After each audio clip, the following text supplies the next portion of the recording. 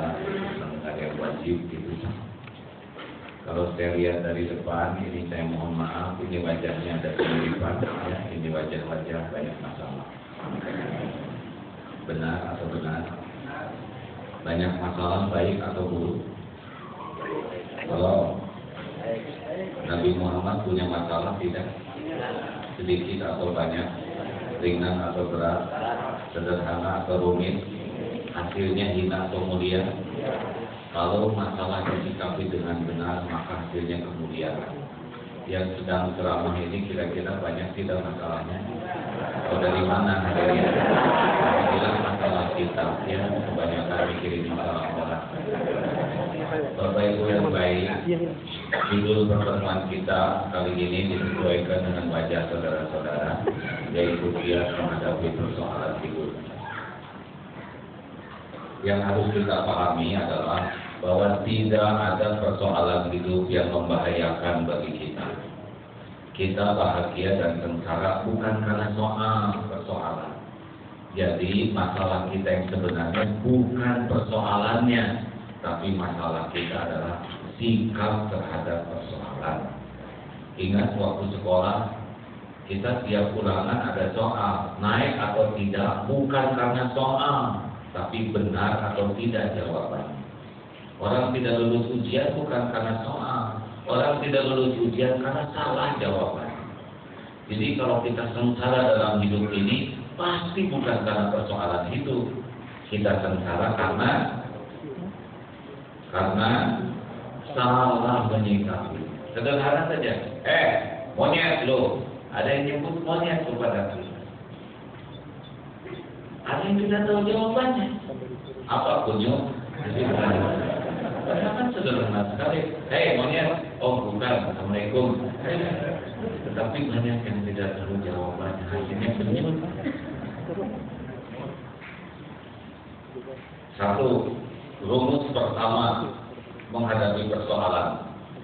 Yang pertama adalah siap menghadapi yang cocok dengan keinginan dan siap menghadapi yang tidak cocok dengan keinginan. Ulangi. Satu, siap menghadapi yang cocok dan siap menghadapi yang tidak cocok. Sedia payung sebelum hujan, itu siap hujan dan siap tidak hujan. Ini yang benar. Jadi jangan sampai kita kunci hanya dengan satu saja. Karena kita punya rencana, Allah juga punya rencana. Benar? Kenapa harus siap dengan yang tidak cocok? Karena hidup ini mustahil seluruhnya cocok. Bapak kan sudah agak lama ya. Banyak cocoknya, banyak tidak cocoknya. Banyak tidak cocoknya, tapi masih hidup kan? Alhamdulillah. Hadirin, kalau semuanya cocok, kacau Pak. Bapak ingin sehat? Bapak mau sehat? Ibu mau sehat? Orang lain di dunia mau sehat? Kalau terkabul semuanya sehat, apa yang terjadi? Dokter saling menyuntik. Rumah sakit, farmasi, pabrik obat, betapa banyaknya orang yang mendapatkan kerugian gara-gara sehat semua. Siap. Dan yang kita inginkan itu belum tentu yang terbaik. Ada ayat Al-Baqarah 216, A'udzubillahi minasyaitonir rajim, wa 'asa an takrahu syai'an wa huwa khairul lakum. Boleh jadi engkau tidak suka, padahal baik menurut Allah bagimu, dan sebaliknya boleh jadi engkau suka, padahal buruk menurut Allah bagimu. Wallahu ya'lamu wa antum la ta'lamun. Allah Maha tahu, kalian tidak tahu, makanya jangan sotoy, jangan sotoy. Coba digigit anjing baik dulu. So tahu. Orang minta jodoh. Ya Allah, saya pengen nikah, belum punya jodoh. Dia keluar dari rumah langsung ada yang terpikat. Ngedeketin, langsung menerkam dan menggigit. Ya Allah, saya minta jodoh yang datang anjing betina. Akhirnya dia dibawa ke dokter, kata dokter lukanya ini cukup parah, dibawa ke rumah sakit. Hari berganti hari, tahu rahasia takdir. Ternyata jodohnya perawan. Jadi jangan diurut salah terhadap gigitan anjing. Itulah yang mengantarkan kepada terkena kabulnya doanya. Kan Allah menetapkan jodoh dia perawat, bagian gigitan anjing. Supaya ketemu SOP harus dipatuhi, digigit dulu. Nah, takdir itu semuanya ada jalannya. Makanya jangan buruk sangka ketika kita menghadapi yang tidak cocok, karena boleh jadi itu perjalanan kepada yang terbaik untuk kita. Hadirin, saya ini anak tentara, anak prajurit, cita-cita masuk akabri, tapi tidak jadi karena kurang tinggi, dulu sakit hati, sekarang berbeda sekali, tidak jadi TNI, malah jadi ternyata ini karena sesuatu yang tidak cocok. Makanya jangan sok tahu, ya. Dolar mau naik turunnya nggak apa-apa, jalanin aja. Jadi pikirin juga nggak berubah, benar? Betul? Hidup ini tidak akan selamanya cocok. Tugas kita tuh cuma 3: meluruskan niat, menyempurnakan ikhtiar, pasrahkan ke Allah dengan tawakal. Selesai. Lurus niat, amal soleh, sempurna ikhtiar, amal soleh, tawakal, amal soleh. Apapun yang Allah tetapkan pasti baik kalau sudah 3 ini dipatuhi. 2, kalau sudah terjadi harus ridho. Ulangi.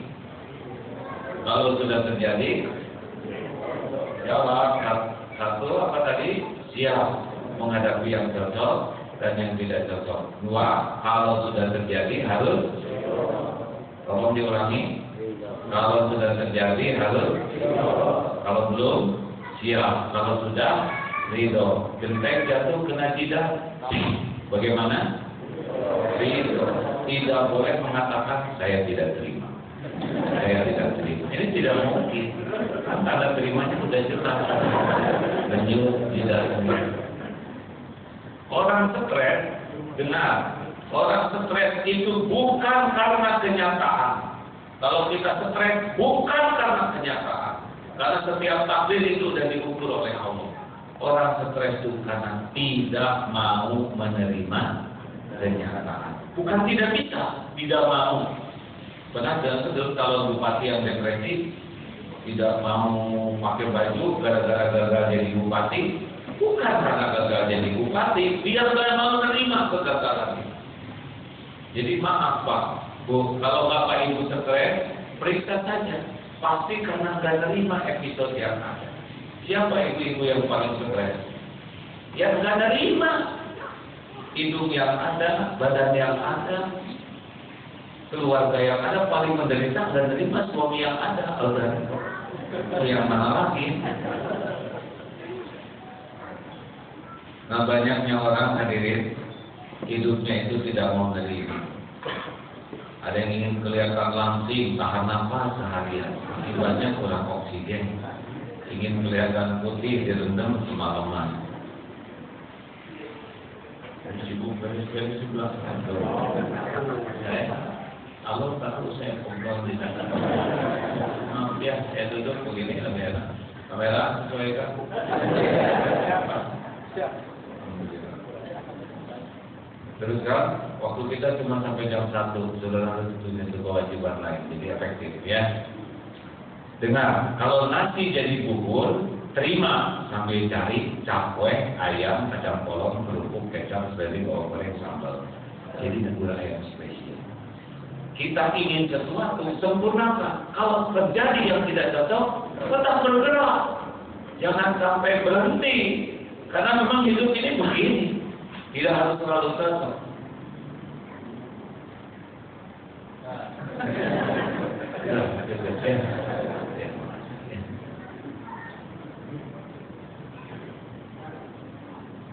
Sakit gigi, terima. Dan diterima juga udah sakit. Sambil pergi ke dokter gigi. Sesampainya di dokter gigi ada tulisan, maaf, dokter hari ini tidak praktek karena giginya sedang sakit. Bagaimana? Ridho lagi. Jangan mengatakan, oh, tahu begini saya akan pergi. Stres. Bagaimana nggak pergi? Sudah nyampe. Nah, banyaknya orang kayak gini. Belok kiri kanan, kanan. Tiba-tiba macet, ke kiri. Itu stres. Dan jelas di kanan. Coba kita dari tadi belok ke kiri.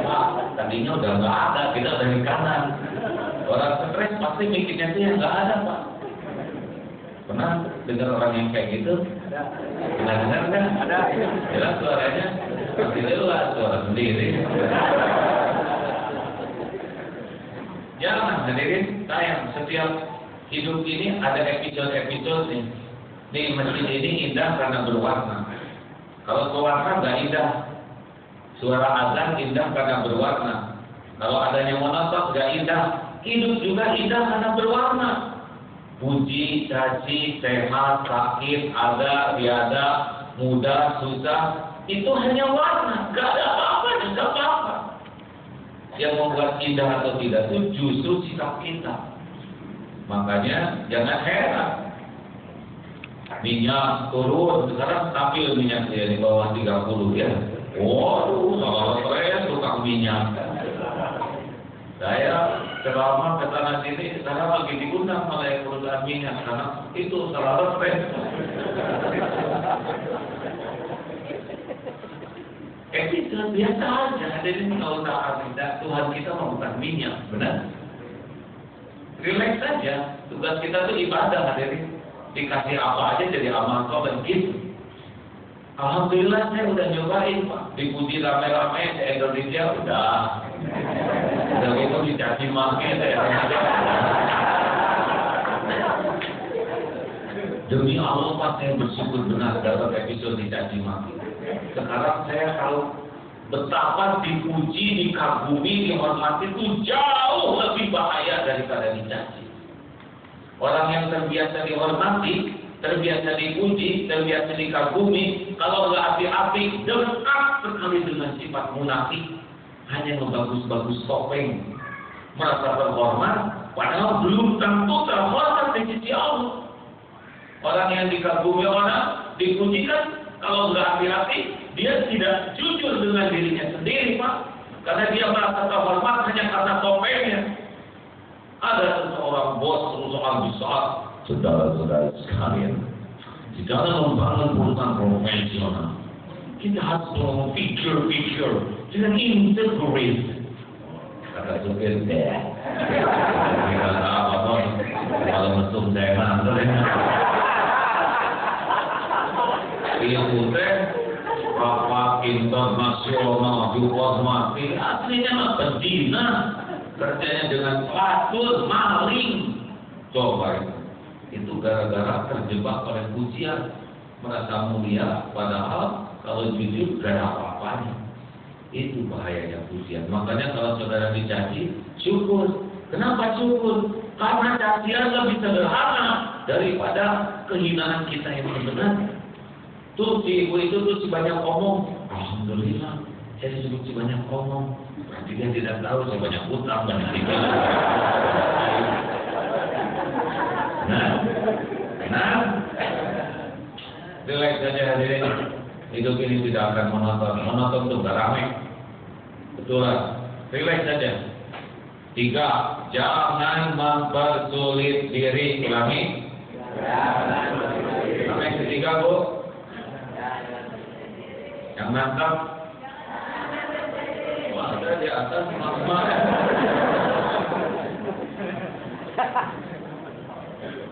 Kalau bahasa Sunda, jangan ngariri puh maneh. Udah relax saja hadirin, hadapi hidup mah. Ya siru wala tu'assir. Mudahkan, jangan dibuat ribet. Basyiru wala tunafir. Suasana bikin gembira, jangan dibuat mencekam. Hidup begitu aturan.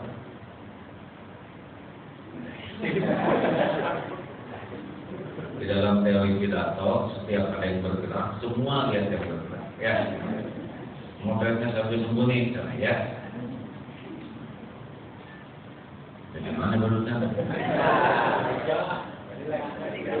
Ada yang duduk, ada yang kentut, selesai masalahnya.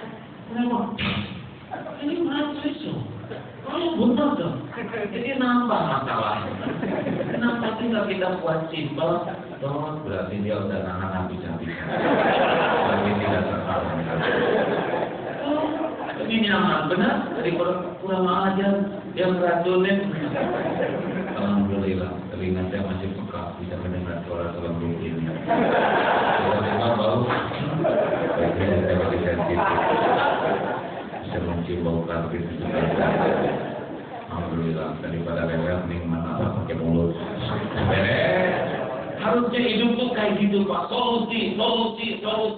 Bukan sibuk mempermasalahkan masalah. Masalah tuh udah banyak, selalu ada. Kiri, kanan, depan, belakang tuh potensi masalah. Mau gimana hidup kita digulung terus oleh masalah? Kita yang tergulung diri oleh masalah. Ayo, latih diri kita untuk berbuat proporsional. Jangan suka didramatisir. Kalem. Kalau ada orang yang sebel ke kita, ya udah nggak apa-apa. Nabi aja ada yang sebel. Segitu mulianya, masa kita yang nyebelin asli nggak ada yang sebel? Tapi dia menghina saya, nggak apa-apa. Emang apa sih bahayanya dihina orang? Gak ada apa-apanya. Demi Allah gak ada apa-apanya dihina orang. Yang ada apa-apanya tuh kalau kita berperilaku hina, itu yang bahaya. Dihina, ya pilihan dia. Jangan suka ribet ya. Kalau di kantor ada yang gak suka ke kita harus bersyukur. Sebab orang yang sebel ke kita, ingat terus kepada kita siang dan malam. Kalau udah tidur, dia masih mulai memikirkan kita. Hanya kita yang ada di hatinya. Kita nggak punya waktu nyari kekurangan sendiri, dia seluruh waktunya memikirkan kekurangan kita. Pengorbanan apa lagi yang kau lakukan dari ini? Besok dia pasti terletak-terletak kejelek-jelekin kita. Ya, artinya pahala dia dikasih ke kita. Kalau udah habis, dosa kita dipikul oleh dia. Pengorbanan apalagi yang mengharapkan. Harusnya kita kirim bolu kepada dia. Atas jerih payahnya dia. Gak ada bahayanya hadirin. Mau tahu rahasianya supaya gak sakit hati dihina orang? Mau tahu? Ini mumpung sekarang saya udah ngalamin ya. Ini rumusnya. Mau tahu? Suatu saat saudara nyobain dihina orang. Ini rumusnya. Jawab. Siapa yang menciptakan kita? Siapa yang menghidupkan kita? Siapa yang ngejamin rezeki kita? Siapa yang nutupin aib dan dosa kita? Siapa yang ngasih pahala? Siapa yang angkat derajat? Siapa yang bisa menolak bala musibah menimpa kita? Siapa yang bisa ngasih husnul khotimah? Siapa yang punya surga? Nah, kalau semua karunia milik Allah, dari Allah, ngapain capek-capek mikirin mulut orang? Gak ada apa-apanya. Tapi sedih, jebleng, gak ngepek demi Allah. Apa yang takdir Allah untuk saya pasti ketemu tanpa bisa dihalangi siapapun. Apa urusan kita dengan mulut orang? Itu mulut dia sendiri yang akan mikul di akhirat. Kita akan mikul mulut kita sendiri. Makanya relax saja. Ada yang iri sama kita, masa iri ya. Tidak urusan kita dengan Allah. Kalau Allah mau ngasih, sampai ngejokeng itu yang iri ketemu dengan takdir. Keep cool, man. Enak hidup kayak gini, hadirin, gak capek. Kita kan capeknya diperbudak oleh perasaan kita sendiri. Tidak bisa mengendalikan pikiran, mau pensiun stres. Di Jakarta kan banyak pelatihan pensiun, tiap minggu kita dari mana-mana. Wajahnya tuh gak ada yang ceria, karena hobinya mana? Kenapa bukan bayangin? Tuh ngajak orang lain mau bayangin. Cicilan belum lunas, kreditan masih banyak, anak belum beres sekolahnya.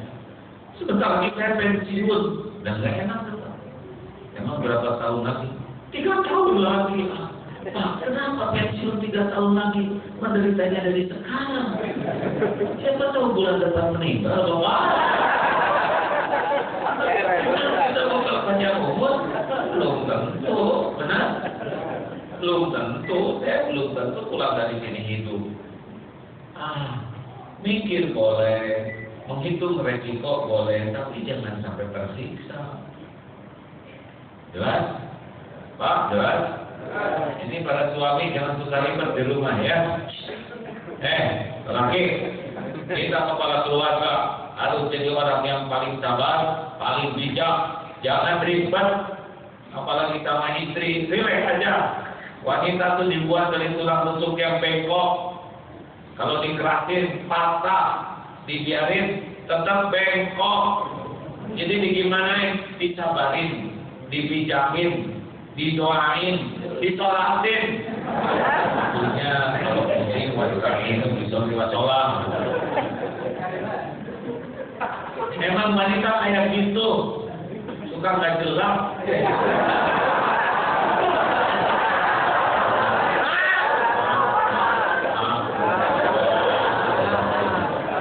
Tenang, langsung kan.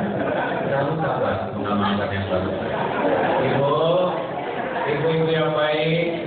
Bu, jawab, Ibu. Kalau ibu dikejar anjing, ibu mau gimana?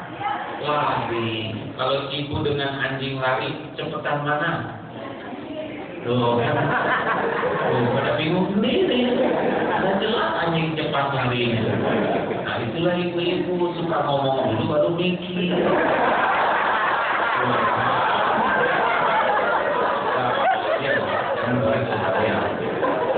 Jangan berbeda dulu, Pak. Ya. Ibu yang baik, Ibu, apakah ibu mau punya suami yang jujur? Apakah ibu siap kalau suami ibu mengatakan yang sejujurnya?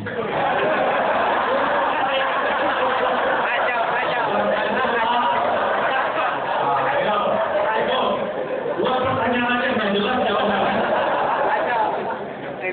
Makanya suami mah jangan marah-marah.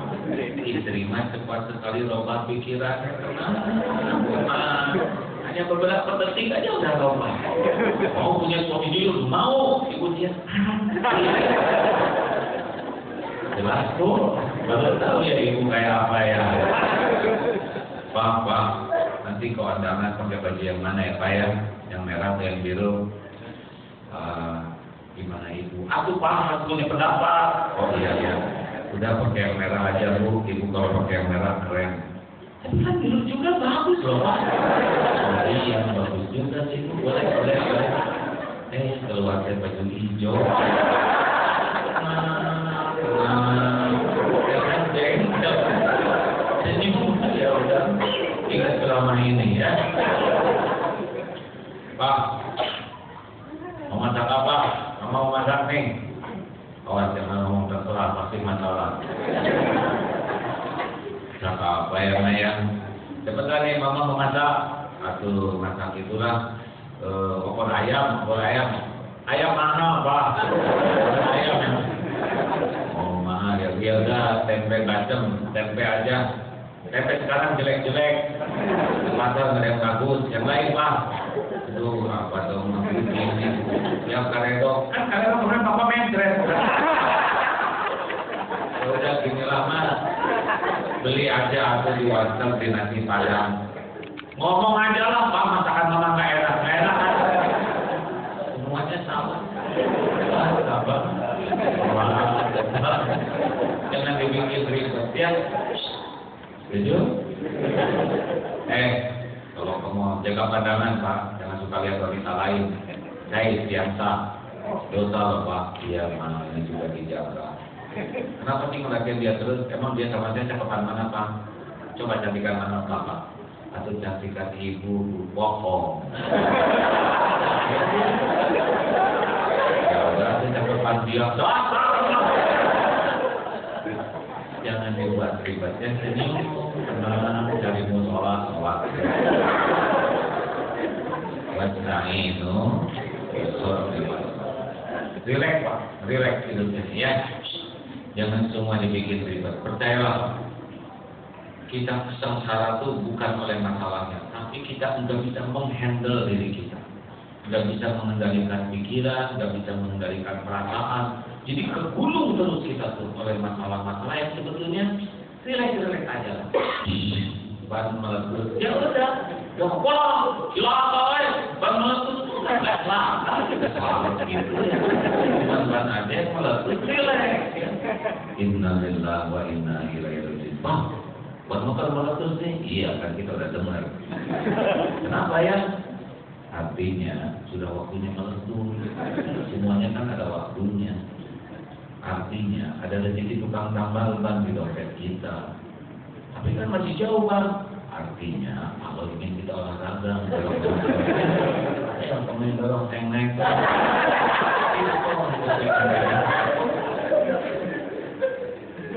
Percayalah Pak, mau dibawa rumit, simpel. Benar ada masalah yang berat, tapi jangan didramatisir.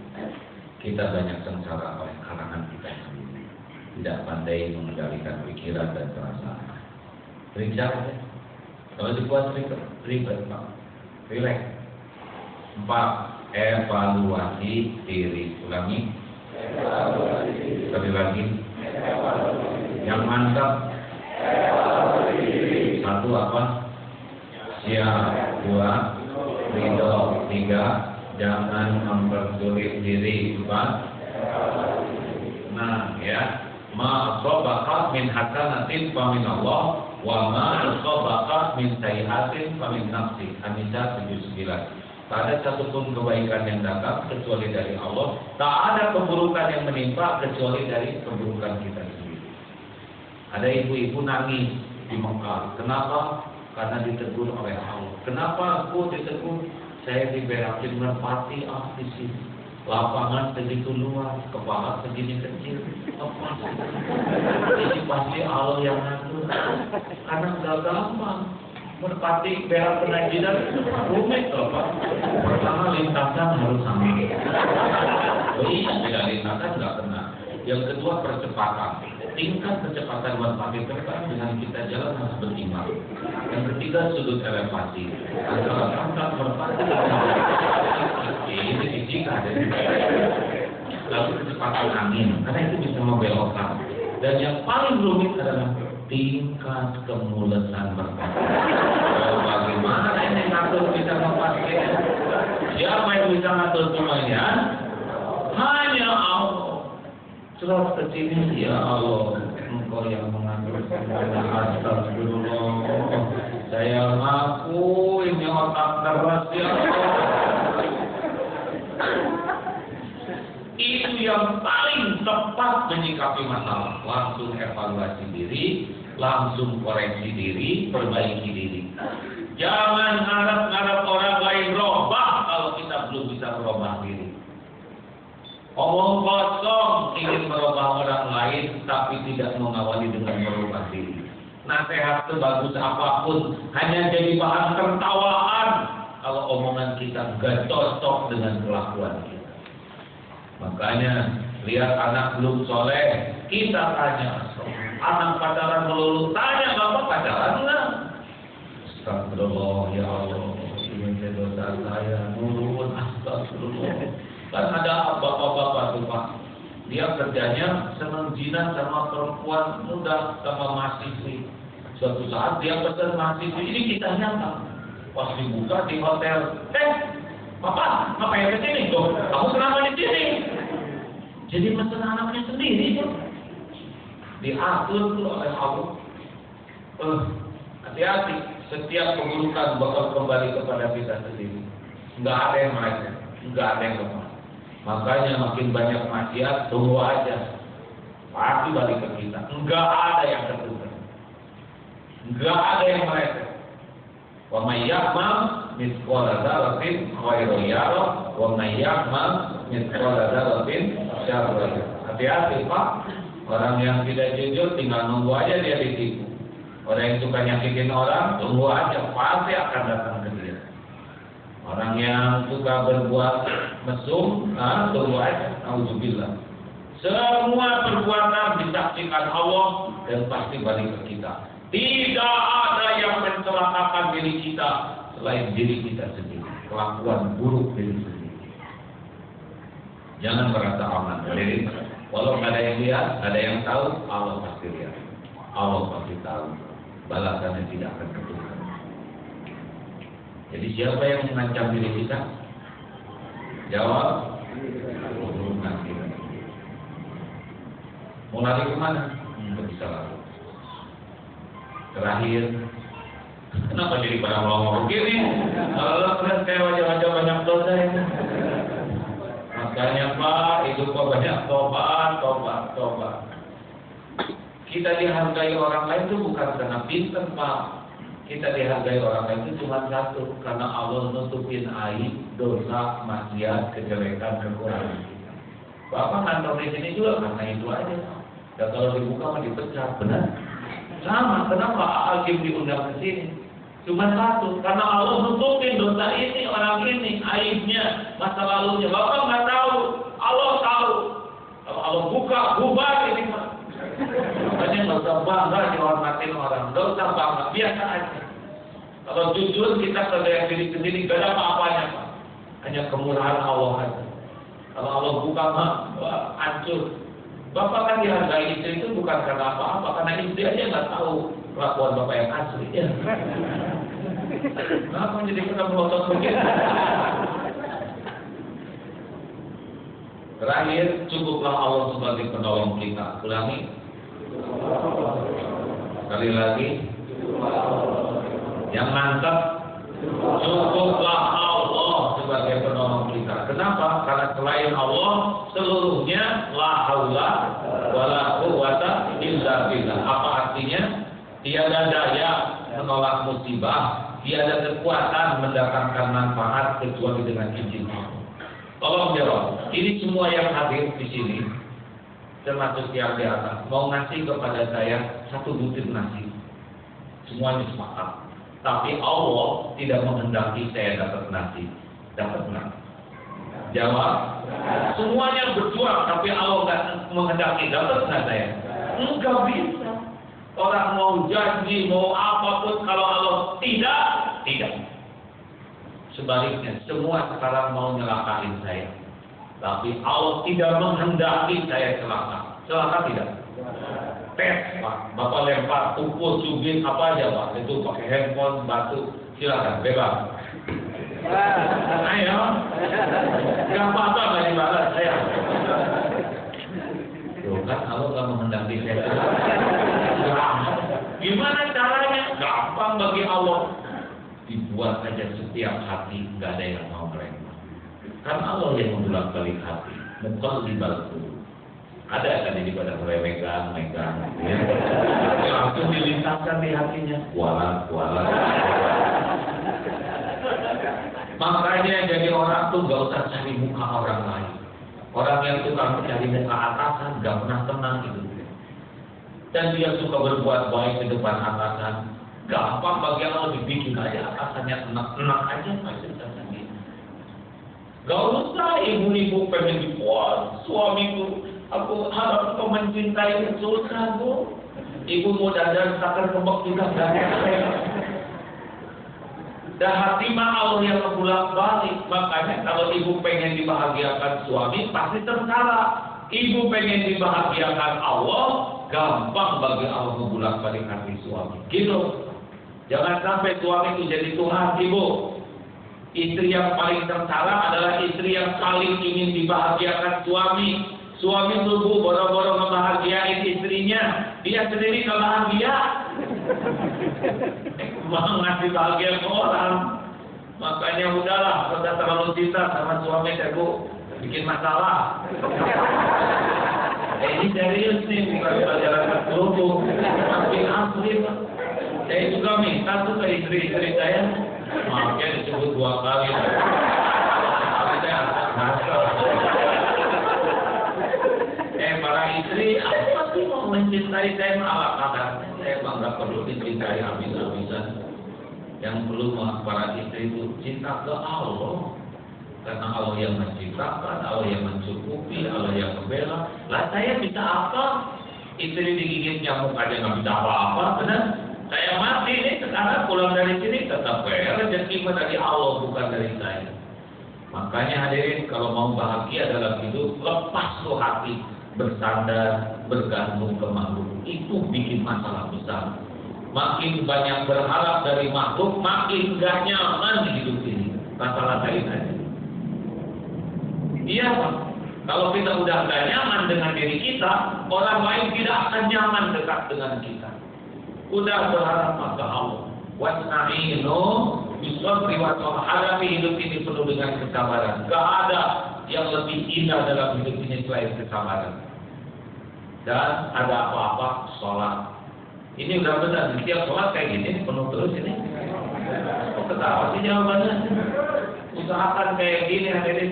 Ini kantor nggak dibawa mati, yang dibawa ya cuma ini. Ini para bos coba, nanti meninggal mau dikubur pakai salib nggak? Nggak mau. Teman saya juga yang punya perusahaan semen, oh dicor, nggak mau. Yang dibawa ya sholatnya. Siapa sih yang bosnya Asra yang Islam tuh Pak? Yang waktu bikin masjid kemarin ada tuh yang orang mualaf masuk Islam bikin masjid. Saya ceramah. Wah, kalau meninggal mau bawa sawit berapa banyak? Oh ya Allah. Meninggal betulan tuh hadirin. Bukan karena saya ngomong. Pasti nggak dibawa itu sawit Pak. Yang dibawa cuma amal, benar? Makanya persoalan apapun deketin Allah, nggak ada begini. Karena kita tidak dirancang bisa menyelesaikan persoalan sendiri. Kita itu dirancang setiap persoalan membuat kita dekat dengan Allah. Nanti Allah yang menyelesaikan dengan cara apa? Dibuat tenang, pikiran jernih, didatangkan orang, diatur gini, dipulang balik. Kita kurang uang, anak dibikin pinter, jadi hafid, dapat beasiswa, gampang bagi Allah. Dan tidak harus kepikir terus jalan keluar. Unpredictable. Wayarzuqhu min haitsu la yahtasib. Makanya Bapak Ibu sekalian, ayolah deketin Allah, sholat tepat waktu, berjamaah, malam tahajud, baca Quran tiap hari, terus sedekah yang banyak, nanti jalan sendiri hidup ini. Stres itu kebanyakan mikir, kurang mikir, udah blow on banyak mikir. Ya kita kan sedikit ilmu, ya kan. Harusnya tiap mikir jadi zikir, ingat anak, ingat Allah. Ibu cemburu ke suami, ingat Allah. Ya Allah, jadi suami saya, engkau tahu suami saya ini kurang iman, kurang amal, kurang ajar ya. Kalau saya, suami saya matanya ke sana sini, udah ambil aja lah.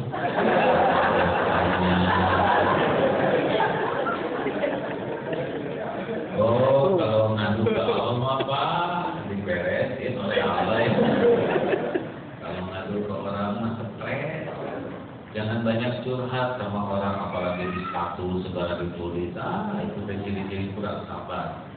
Ada Allah wasta'inu bisabri wassalah. Sedih, sholat.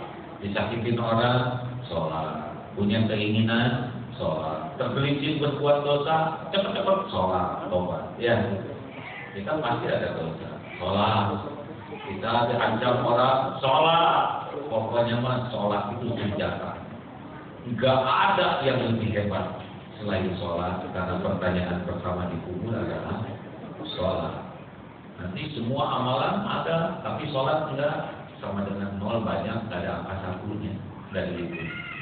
Makanya Pak, apapun persoalannya, wasta'inu bisabri wassalah. Jadikan sabar dan sholat sebagai penolong. Allahumma sholli ala sayyidina Muhammad wa ala alihi wa ashabihi ajma'in. Ya Allah, berkahilah majlis ini. Ya Rabb, ampuni semua dosa-dosa kami. Ampuni dosa yang terang-terangan, dosa yang sembunyi-sembunyi. Ya Allah, ampuni dosa yang berulang-ulang kami lakukan. Padahal kami tahu itu maksiat. Berikan kesanggupan bagi kami ya Allah, agar kami bisa tidak tertipu oleh dunia ini, agar bisa mengendalikan nafsu kami ya Allah. Lindungi kami dari syahwat yang menjerumuskan, lindungi dari amarah yang membinasakan. Berikan kepada kami hati yang yakin padamu ya Allah. Nikmatnya ibadah, doa yang kau ijabah. Karuniakan kepada kami keluarga sakinah, keturunan yang soleh-solehah. Titipkan kami ya Allah, cukupi kami hanya dengan rezeki yang halal barokah. Ya Allah, lindungi kami semua dari bala wal fitnah, dan jadikan akhir hayat kami semua husnul khatimah. Wa na'udzubika min su'il khatimah. Berkahi tempat bekerja kami ini ya Allah, lindungi dari bala wal musibah. Mudahkan semua urusan yang membawa berkah. Jadikan kami semua menjadi orang-orang yang istiqomah. Rabbana atina fid dunya hasanah wa fil akhirati hasanah wa qina adzabannar. Subhana rabbika rabbil izzati amma yasifun wa salamun alal mursalin walhamdulillah. Terima kasih hadirin, berbanyak istighfar dan banyak sholat, insya Allah dunia akan baik-baik saja. Assalamualaikum warahmatullahi wabarakatuh. Pas jam 1 ya.